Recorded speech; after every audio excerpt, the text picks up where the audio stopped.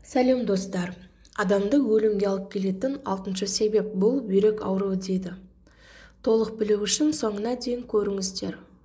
Сау бүйрек тәулігіне қанды 300 рет тазалауы тиіс.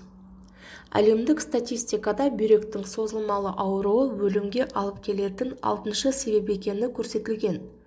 Жалпы бүйрек дертіне шалдыққандардың саны 850 миллион болса, жыл сайын олардың 2 миллион 400 мыңы өмірімен қош айтысады. Қазақстанда да бұл дерттің шырмауына түсіп, шырылдап жүрген жандар жетерлік. Сонымен бүйрек зәр өндіріп, оны несеп жолдар арқылы сыртқа шығарумен айналысады.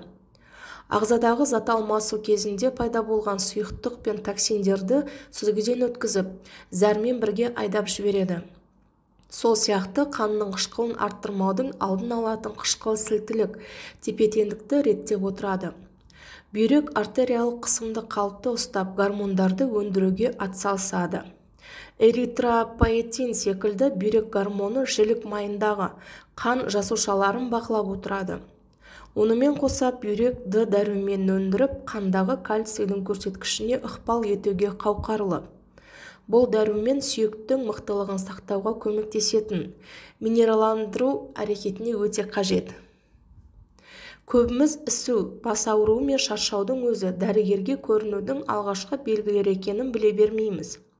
Ағзамыздың сүзгісі болған бүйрекке инфекция, созылмалы дерттер, нашар экологиялық ахуал, дәрілер, тағамдық токсиндер, темекі тарту, алкоголь, салауатты өмір салтын сақтамаудың барлығы да өз әсерін тигізеді.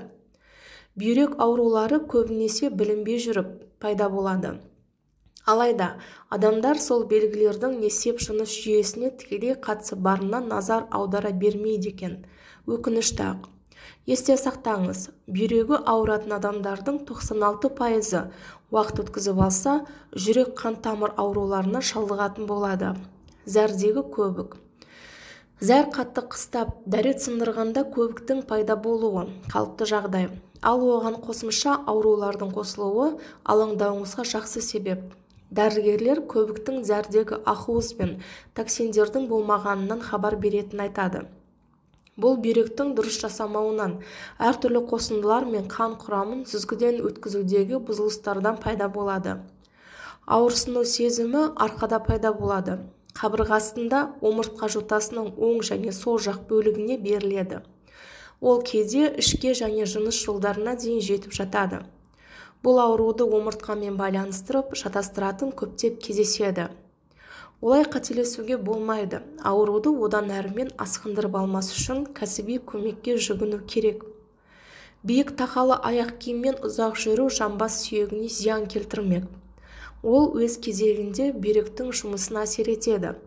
Сондықтан биік өкшелі туфлилерді киетін нәзік жандыларға ара-тұра аяқты демалтып тұруға кеңес беріледі. Онымен қоса тар шалбар киюден де сақтану керек. Оның кесірінен қан айналымы кедергіге ұшырап, бүйрекке оттек қажетті деңгейде жетпей қалады. Бастысы өз-өзіңді емдеумен айналысудың қажеті жоқ.